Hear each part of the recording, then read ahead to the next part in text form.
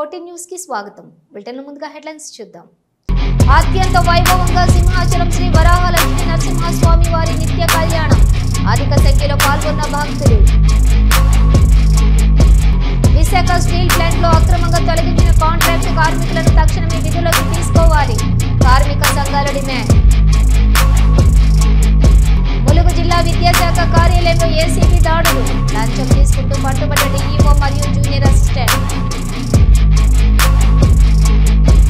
అక్రమ నిర్మాణాలపై హైడ్రా కొరడా. రెవెన్యూ అధికారులపై తిరగబడ్డ జనం.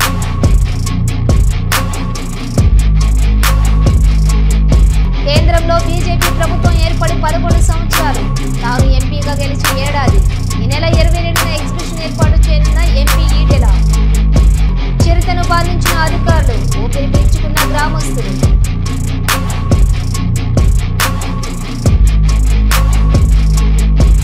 నగరంలో కొత్త ఆటో రిక్షా పర్మిట్లు. తెలంగాణ రాష్ట్ర ఆటో రిక్షా డ్రైవర్ల సంఘాల జేఏసీ హర్షం.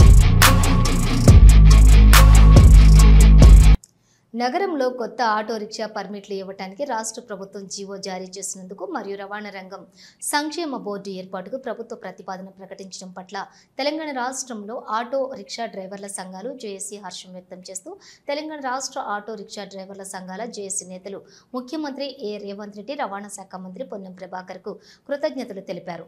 హైదరాబాద్ బషీర్బాగ్ దేశోద్ధారక భవన్లో సమావేశంలోని తెలంగాణ రాష్ట్ర ఆటో రిక్షా డ్రైవర్ల సంఘాల JAC convener B Venkatesham, AITUC V Marayya, Mahesh, P Srikanth, Ajay Babu, V Praveen, MA Saleem, Nazeer, Rafiq, P Ramreddy, P Yadagiri, SKP Jamalu పాల్గొన్నారు. ఫ్రీ బస్ సౌకర్యాన్ని పెట్టడం జరిగింది. ఈ ఫ్రీ బస్ సౌకర్యం పెట్టడం వల్ల ఈ రాష్ట్రంలో ఉన్న ఆటో డ్రైవర్లు చాలా మంది జీవనోపాధి దెబ్బతిన్నది.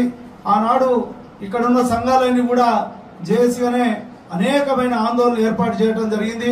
అప్పుడు ప్రభుత్వము ఆటో డ్రైవర్లతోని చర్చలు జరిపి ఏ ఆటో డ్రైవర్ కూడా తెలంగాణ బిడ్డలే, ఎవరికి నష్టం కాకుండా మేము చూస్తాము, ఫ్రీ బస్సు వల్ల నష్టపోయిన డ్రైవర్లందరూ కూడా ఆదుకుంటామని చెప్పి ఆనాడు రాష్ట్ర ముఖ్యమంత్రి గారు, మంత్రులు, అనేక మంది అధికారులు వారు చెప్పడం జరిగింది. వారు చెప్పిన విధంగా ఏ సమస్య కూడా పరిష్కరించలేని దశలో మేము అనేకమైన కార్యక్రమాలు రూపొందించుకొని అనేకమైన ఆందోళన చేయడం జరిగింది. ముఖ్యంగా ఈ జేఏసీ సమావేశం ఏర్పాటు ప్రభుత్వం ఆటో డ్రైవర్ల ప్రయోజనాల కోసం గత 10 సంవత్సరాల నుంచి 2015లో అప్పుడున్న టీఆర్ఎస్ ప్రభుత్వం, గతంలో 2013లో ఇచ్చిన జీవోను అనుసరించి వాళ్ళు ఇవ్వడం జరిగింది. గత ప్రభుత్వం ఈ హైదరాబాద్ నగరంలో ఆటో పర్మిట్ కావాలని చెప్పి నేషనల్ రాష్ట్ర సంఘాలన్నీ కూడా, గుర్తింపు సంఘాలన్నీ కూడా 10 డిమాండ్ల 40,000 కొత్త ఆటో పర్మిట్లు ఈ రాష్ట్ర ప్రభుత్వం ద్వారా విడుదల చేయడం జరిగింది. మరో 25,000 అంటే ప్రభుత్వం ఏమో వాళ్ళు ఓవరాల్ గా 65,000 అని చెప్తున్నారు. మరో 25,000 ఏమో డీజిల్ ఆటోలు, ఏదైతే ఇతర జిల్లాల నుంచి బజాజ్ కావచ్చు, ఇతర వాహనాలు ఏదైతే ఇతర జిల్లాలే కావచ్చు, అవి ఒక 25,000 ఉన్నట్టుగా వాళ్ళు ఒక అంచనా వేసుకొని ఆ 20. కర్నూలు జిల్లా కోసిగి మండలంలోని సంచరిస్తున్న చిరుతను బంధించారు అటవీ శాఖ అధికారులు.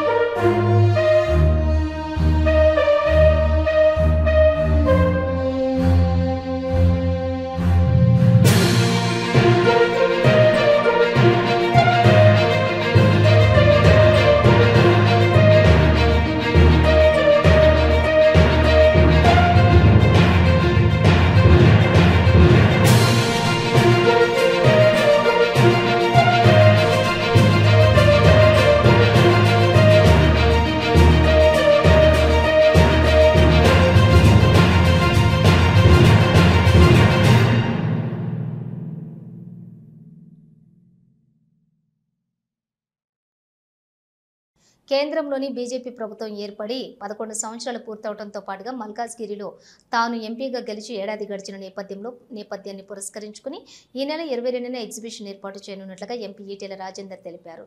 బీజేపీ సాధించిన విజయాలను ఇంటింటికి తీసుకుని వెళ్లాలని ఉద్దేశంతో ఈ కార్యక్రమం చేపడుతున్నట్లు పేర్కొన్నారు.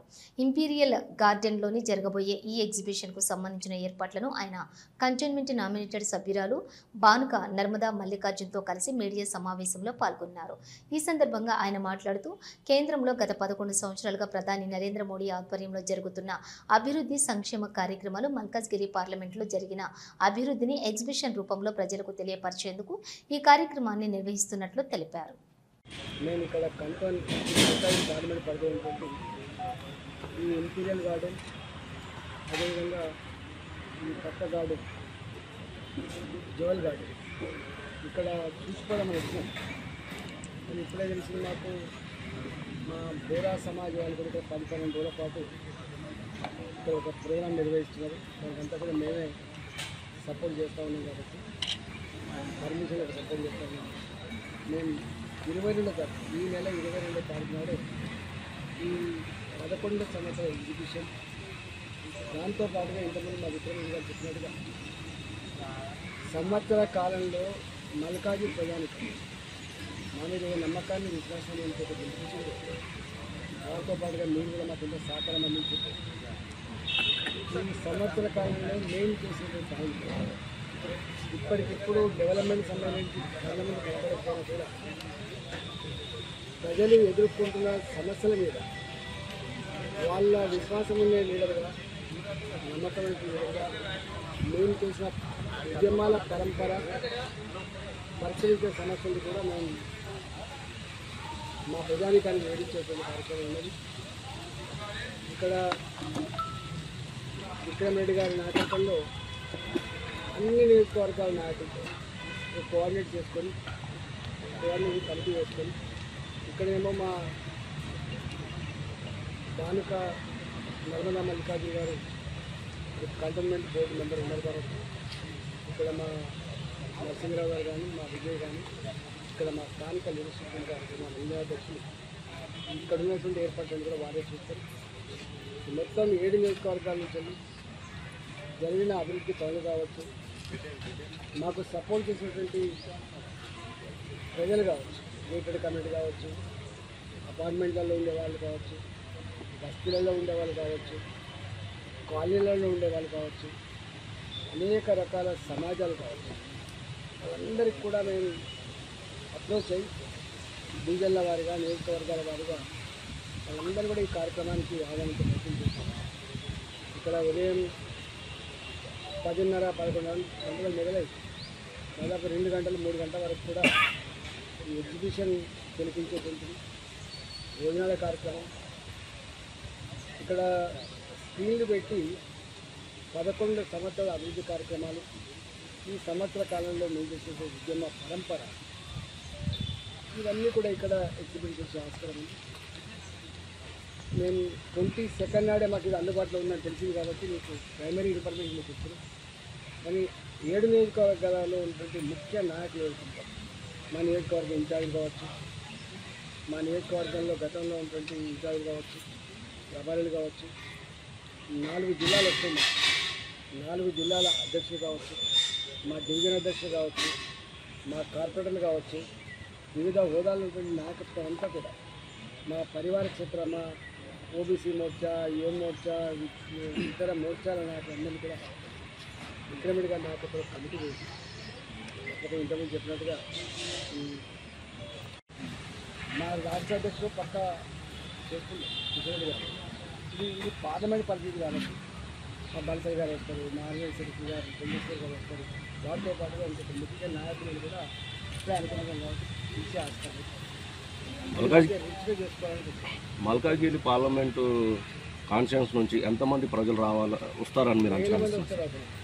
వేల మంది మీరు ఊహించారు, మీరు చూస్తారు కదా.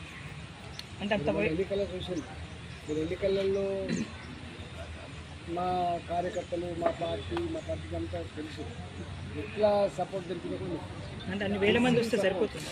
సీన్ సపోర్టే కాకుండా అన్సీన్ సపోర్ట్ ఎంత గొప్పగా వచ్చిందో దానివల్ల 4 లక్షల మెజార్టీ వచ్చిన విషయం అలాంటి మోడీ గారికి దేశ ప్రధానమంత్రి కావాలని భారతీయ జనతా పార్టీ గెలవాలని చెప్పి సంకల్పంతో ఇవన్నీ అదే కాబట్టి వచ్చింది.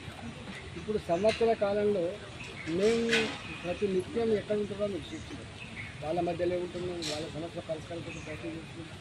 డెఫినెట్గా ఆనాటికేమో ఇంకా అనేటువంటి ఉండే, ఇవాళ నేను ఎవరినో సంపూర్ణంగా పరిచయం అయింది కాబట్టి నేను ఎవరినో నా దేవుని ఏంటో నా పని విధానం ఏంటో అవన్నీ తెలిసిన వాళ్ళు కాబట్టి డెఫినెట్గా గొప్పగా సక్సెస్ అవుతుంది. వేలాది మందిగా వస్తుంది.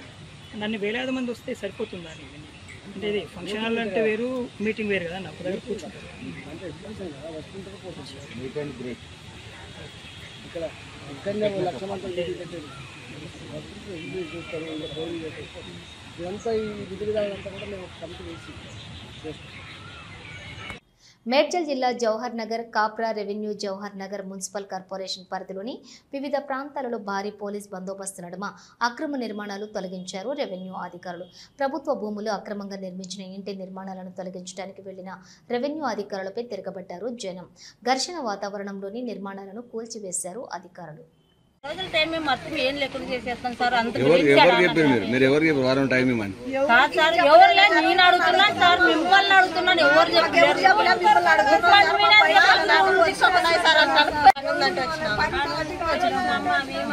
ఇది జాగా కాలిందనా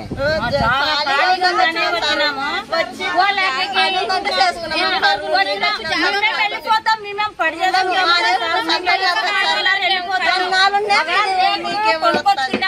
కొంచెం ఖరాబ్ చేద్దాం, మేము పీక్కొని పోయి పోతాం.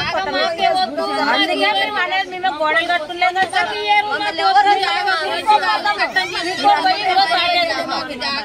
ఇప్పుడు దాంతో గుద్దిస్తే అంత ఖరాబ్ అయ్యింది. మళ్ళీ మా మీరు 20,000 పెట్టుకోవాలి, ఒక్కొక్కరు 20,000 అయింది సార్ ఖర్చు. దాంట్లోకి వేసుకుని టెంకులు కెట్టలు అవి మేము సొంత మీద ఎత్తేసుకున్నాం, మేము పీక్కొని పోతాము. దానికి మేము బాధపడుతున్నాం. గోడలు ఉంటే గోడ కట్టింటే గడిపేసుకున్నాం సార్. మేము గుంటూరు జైలు నుంచి సీనియర్ జర్నలిస్టు కొమ్మినేని శ్రీనివాసరావు విడుదలయ్యారు. గత శుక్రవారం జర్నలిస్టు కొమ్మినేని శ్రీనివాసరావు బెయిల్ మంజూరు చేసింది సుప్రీంకోర్టు.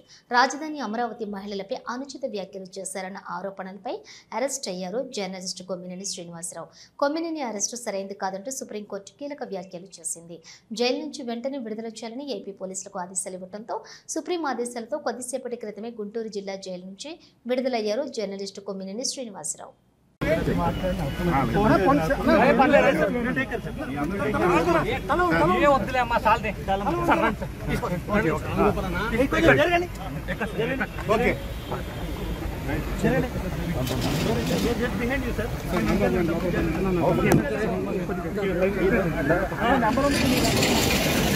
ములుగు జిల్లా విద్యాశాఖ కార్యాలయంలో ఏసీబీ దాడులు నిర్వహించింది. ఉపాధ్యాయుని వద్ద నుంచి 15,000 లంచం తీసుకుంటూ దొరికారు డీఈఓ. పనిని 5,000 రూపాయలు తీసుకుంటూ ఏసీబీకి దొరికారు జూనియర్ అసిస్టెంట్ దిలీప్.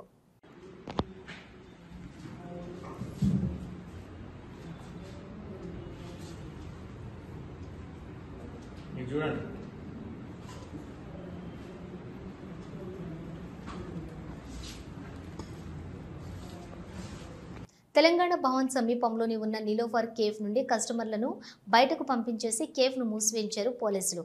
అనంతరం కేఫ్లోని కొందరిని అరెస్ట్ చేశారు పోలీసులు.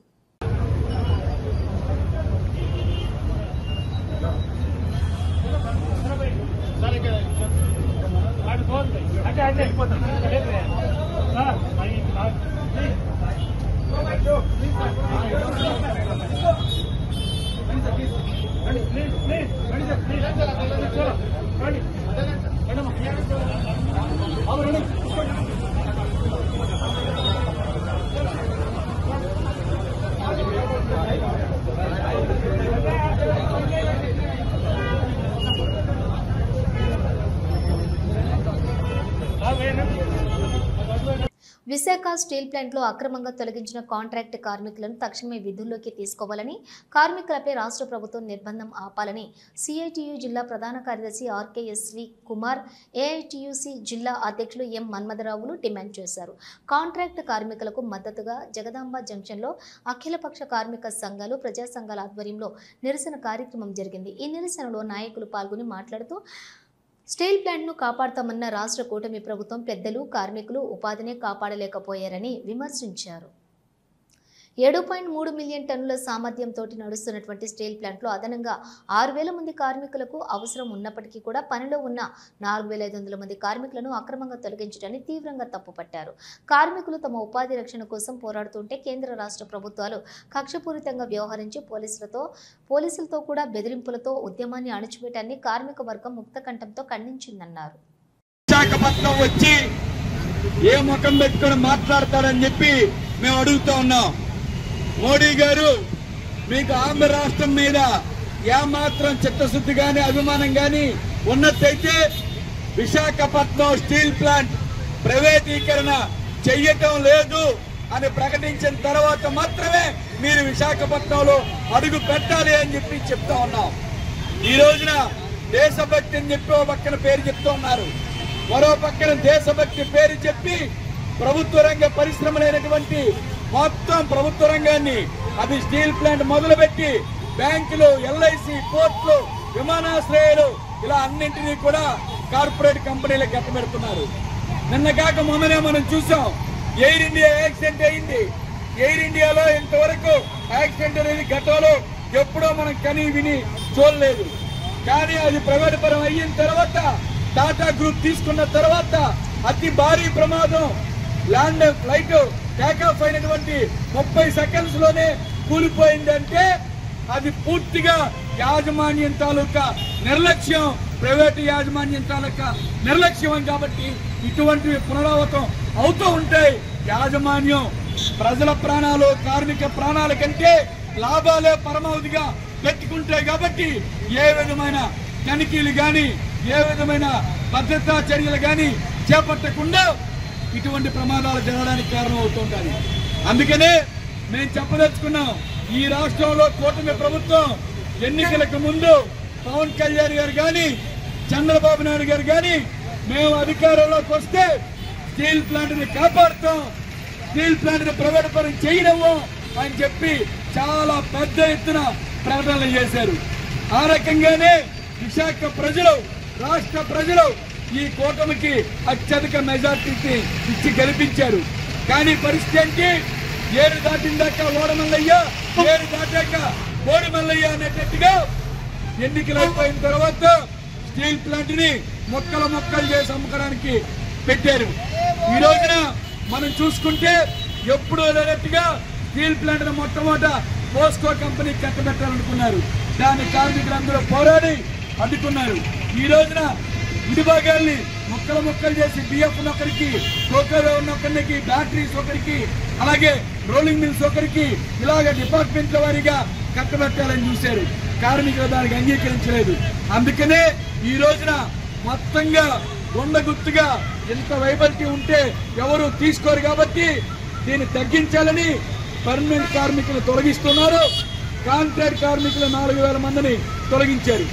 మరో పక్కన మేము 11,440 కోట్ల రూపాయలు ప్యాకేజీ తీసుకొచ్చామని చెప్తూ ఆ ప్యాకేజీలోని ₹1 కూడా ప్లాంట్ అభివృద్ధికి గాని, ప్లాంట్ గనుల కోసం గాని, ముడిసరుకు కోసం గాని, కార్మికుల జీతాల కోసం గాని చెల్లించకుండా మొత్తం ఆ డబ్బులన్నింటినీ కూడా పాత అప్పులు తీర్చడానికి ఉపయోగించుకున్నారు. పైపెచ్చు మిగిలిన డబ్బులు రావాలంటే నువ్వు కార్మికులు తొలగిస్తేనే మిగిలిన డబ్బులు ఇస్తామని చెప్పి ఈ రోజున ఒత్తిడి చేస్తున్నారు. ఆ ఒత్తిడికి తలొగ్గి స్టీల్ ప్లాంట్ యాజమాన్యం 4,400 మంది కాంట్రాక్ట్ కార్మికులను తొలగించింది. పర్మనెంట్ కార్మికుల్ని 1,250 మందికి తొలగించడానికి రంగం సిద్ధం చేసింది. మేము ఒక్కటే చెప్తున్నాం, ఈ ప్రభుత్వానికి ఏమాత్రం చిత్తశుద్ధి ఉన్నా చంద్రబాబు నాయుడు గారు, పవన్ కళ్యాణ్ గారు ఇద్దరు కూడా రేపు నరేంద్ర మోడీ గారి మీద ఒత్తిడి చేసి ఎట్టి పరిస్థితుల్లోనూ స్టీల్ ప్లాంట్ మేము అమ్మబోము అని ప్రకటన చేయించాలి. అది చెయ్యకుండా విశాఖపట్నంలో అడుగుపెట్టే నైతిక విలువలు లేదు నరేంద్ర మోడీకి అని చెప్పి చెప్పదలుచుకున్నాం. మరో పక్కనే 5 సంవత్సరాల నుంచి పోట్లాడుతుంటే ఈ రోజున తీవ్రమైన పోలీస్ నిర్బంధాన్ని పెడుతున్నారు. స్టీల్ ప్లాంట్ టెంట్ కూలిపోతే ఆ టెంట్లో కూర్చోనివ్వకుండా మొత్తం బయటికి గెంటేస్తూ ఉన్నారు. మరో పక్కని ప్లాంట్ లోపల కార్మికుల ఇళ్ల దగ్గర పని ప్రదేశాల్లోనూ ఎక్కడ పడితే అక్కడ పోలీసులు పెట్టి కనీసం నిరసనలు కూడా తెలియచేయకుండా అడ్డుకుంటున్నారు. అందుకనే చెప్తున్నాం, ఈ రోజున స్టీల్ ప్లాంట్ కార్మికులకి ఉపాధికి భద్రత లేకపోతే ఇక రేపొద్దున ప్రైవేట్ షాపుల్లో పనిచేస్తున్న వాళ్ళు, హాస్పిటల్లో పనిచేస్తున్న వాళ్ళు, హోటల్స్ లో పనిచేస్తున్న వాళ్ళు వీళ్ళ పరిస్థితి ఏంటని చెప్పి అడుగుతున్నాం. అందుకనే స్టీల్ ప్లాంట్ కార్మికులకు అండగా, స్టీల్ ప్లాంట్ అంటే అది నరేంద్ర మోడీ గారి సొత్తు కాదు, దేశ సొత్తు, ప్రజలందరి సొత్తు. కాబట్టి ప్రజల సొమ్ముని అమ్మే హక్కు నరేంద్ర మోడీకి లేదు. దీన్ని ఎలాగైతే ప్రాణ త్యాగాలతో సాధించుకున్నామో అలా ప్రాణ త్యాగాలైనా చేసి, ఎలాంటి త్యాగాలైనా చేసి ఈ ప్లాంట్ని రక్షించుకుంటాం. కాబట్టి మొత్తం విశాఖపట్నం స్టీల్ ప్లాంట్ రక్షణ కోసం జిల్లాలోనూ రాష్ట్రంలోనూ ఉన్నటువంటి కార్మిక సంఘాలు, ప్రజా సంఘాలు మొత్తం అందరూ కూడా ఏకమై పెద్ద ఎత్తున పోరాడుతూ ఉన్నారు. కాబట్టి స్టీల్ ప్లాంట్ రక్షణ కోసం ఎలాంటి పోరాటాలైనా చేసి దీన్ని కాపాడుకుంటామని ఈ 16వ తారీఖు నుంచి 21వ తారీఖు నరేంద్ర మోడీ గారు వచ్చే వరకు కూడా అన్ని వీధుల్లోనూ, అన్ని ప్రాంతాల్లోనూ ఇంటింటికి తిరిగి కరపత్రాలు పంచి ప్రజల్ని చైతన్యవంతులు చేసి స్టీల్ ప్లాంట్ రక్షణ కోసం ప్రజా ఉద్యమాన్ని నిర్మిస్తాం. ఆ రకంగా నరేంద్ర మోడీ మెడలు వంచుతామని హెచ్చరిక చేస్తూ ఈ పోరాటంలో ప్రజల భాగస్వాములు కావాలని కోరుకుంటూ సెలవు మిత్రులారా. బంజారాహిల్స్ లోని లేబుల్స్ పాప్ యాప్ స్పేస్ లో కొలువుదీరిన డిజైన్స్ పటోలా ఆర్ట్స్ వస్త్ర ప్రదర్శన పద్మశ్రీ అవార్డు గ్రహీత భారతీయ కూచిపూడి నృత్యకారిణి డాక్టర్ పద్మజారెడ్డి ప్రారంభించారు. విభిన్నమైన పటోలా ఆర్ట్స్ చీరలు, పటోలా హ్యాండ్లూమ్స్, సిల్క్ వస్త్రోత్పత్తులను ఒకే వేదికలో ప్రదర్శించడం అభినందనీయమని ఆమె అన్నారు. నేరుగా వీవర్ నుండి వినియోగదారునికి అందించేందుకు ఏర్పాటైనటువంటి ఈ ప్రదర్శన ప్రతి ఒక్కరు కూడా సందర్శించి మరింత ప్రోత్సహించాలని పద్మజారెడ్డి కోరారు. నమస్తే హైదరాబాద్. సో ఈరోజు Banjara hills road number 1 popup షాప్లో ఈరోజు డి సన్స్ వాళ్ళు వచ్చి ఇక్కడ చేనేత ప్రదర్శన పెట్టారు. సో ముఖ్యంగా ఈ Banarasi saris and Chanderi, patola saris and Lucknow saris, all varieties అన్నీ కూడా అంటే 1 రూఫ్ లో పెట్టడం జరిగింది. అయితే ఇవన్నీ డైరెక్ట్ గా వీవర్స్ నుంచి వచ్చారండి మెయిన్ గా. సో అందుకని మనమందరం కూడా తప్పకుండా ఇక్కడ ఈ షాప్ నేను ముఖ్యంగా చూస్తే అన్ని చాలా తక్కువ రేట్ కి, అంటే మనకి షాప్ లో మనం కొన్నామంటే ఆల్మోస్ట్ డబుల్ ఉంటాయండి. ఇక్కడ అందులో వీళ్ళు హాఫ్ ఆఫ్ ద ప్రైస్ కి సేల్ చేస్తున్నారు. చాలా బాగున్నాయి. ముఖ్యంగా ఈ పటోలా శారీస్ అయితే ఎన్నున్నాయి, ఇంకా లేడీస్ కి కొనుక్కోవాలనిపిస్తుంది. So like me I know, నాకు కూడా ఎన్నున్నా పటోలా శారీస్ అండ్ కోటా ఉన్నాయి అండ్ బనారస్ ఉన్నాయి. చాలా బాగున్నాయి అన్ని కూడా, ఆల్ వెరైటీస్ చాలా నచ్చినాయి, చాలా బాగున్నాయి. ముఖ్యంగా ఏంటంటే చాలా తక్కువ రేట్ లో ఉన్నాయి అన్నట్టు. అందులో 50%. వావ్. తిరుమలలోని అన్నమయ్య భవనంలోని టీటీడీ పాలక మండలి అత్యవసర సమావేశం జరిగింది. చైర్మన్ బిఆర్ నాయుడు అధ్యక్షతన ప్రారంభమైన సమావేశం శ్రీవారి వైభవం, సనాతన ధర్మం వ్యాప్తికి విస్తృతంగా చేపట్టాల్సిన కార్యక్రమాలపై చర్చ జరిగినట్లు తెలుస్తోంది.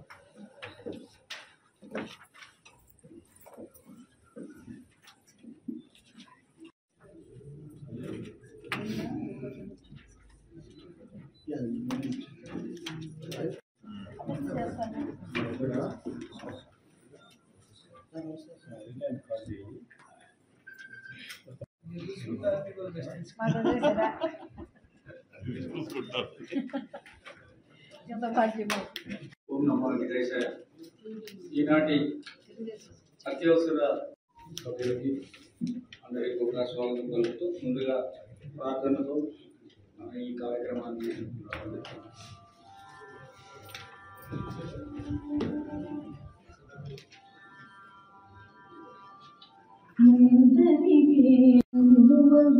మంచి బంగారు చేయి ఇందరికి అభయం బులిచ్చు చేయి కందువగు మంచి బంగారు చేయి కలికియగు భూకాంత కౌగిలించిన చేయి వలనైన కొనగోళ్ళ వాడి చేయి మునకు తెచ్చిన చేయి ఎనయ నాగేలు ధరించు చేయి ఇందరికి పగు మంచి బంగారు చేయి ఇందరికి అభయం ఇచ్చు చేయి.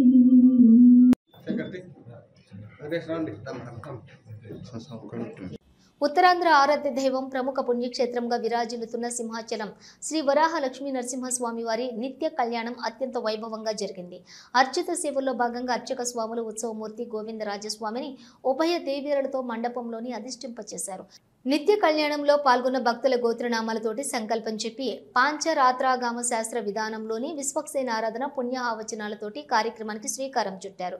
కంకణ ధారణ, నూతన యజ్ఞోపవిత సమర్పణ, జీలకర్ర బెల్లం, మాంగళ్య ధారణ, తలంబ్రాల ప్రక్రియలను కమనీయంగా జరిపించారు. మంత్రపుష్పం, మంగళ శాసనాల తర్వాత భక్తులకు వేదాశీర్వచనాలు, శేషవస్త్రాలు, స్వామివారి ప్రసాదాలను అందజేశారు.